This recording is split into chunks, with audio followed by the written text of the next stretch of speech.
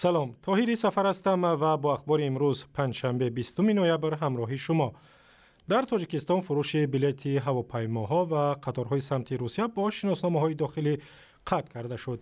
مقامات وزارت نقلیات روز 20 نوامبر بر رادیو آزادی گفتند وزارت به فرودگاه و مؤسسه‌های تابع شرکت راه آهن دستور داده است که دیگر با شناسنامه‌های داخلی بلیط نفروشند.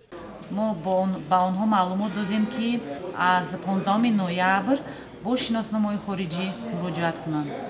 شهروندان تاجیکستان تا کنون حق داشتند با شناسنامه‌های داخلی به روسیه سفر کنند، اما از 1 ژانویه سال 2015 سفر آنها به روسیه تنها با شناسنامه‌های خارجی صورت می‌گیرد. روز پیشتر از این سفارت تاجیکستان در مسکو گفت تاجیکانی که در روسیه هستند و شناسنامه خارجی ندارند می توانند در نمایندگی دیپلماتی تاجیکستان در روسیه شناسنامه بیومتری خارجی بگیرند.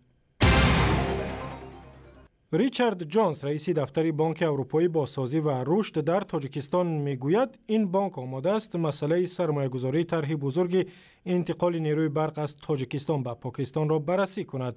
بر اساس طرح کاسه هزار قرار است یک خط بلند شدت نیروی برق از تاجیکستان به پاکستان کشیده شود و کشورهای آسیای مرکزی در فصل تابستان نیروی برق اضافی خود را به پاکستان بفروشند.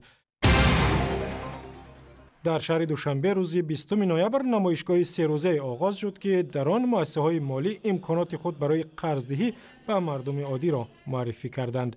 در نمایشگاه طرح دسترسی به سرمایه سبز هم معرفی می شود که بر طبق آن مردم عادی می توانند برای خرید ابزار و وسایل حفظی گرمی در خانه از 200 تا 5000 دلار قرض بگیرند.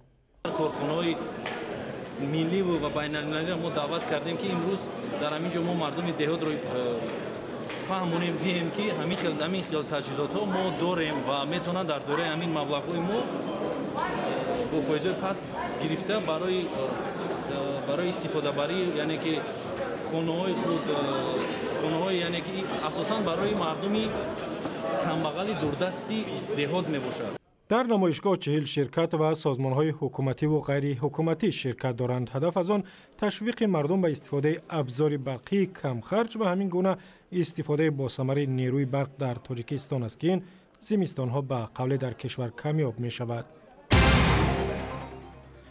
در شهر دوشنبه و در تالار وزارت فرهنگ تاجیکستان مراسم معرفی کتاب فرزند سرزمین قزاق دایر شد که به قلم عبدالغفار عبدالجبار ادیب تاجیک تعلق دارد. این کتاب داستان زندگی حسنعلی اشیموف هنرپیشه معروف قزاقستان است که در بسیاری از کشورهای شوروی سابق شهرت دارد.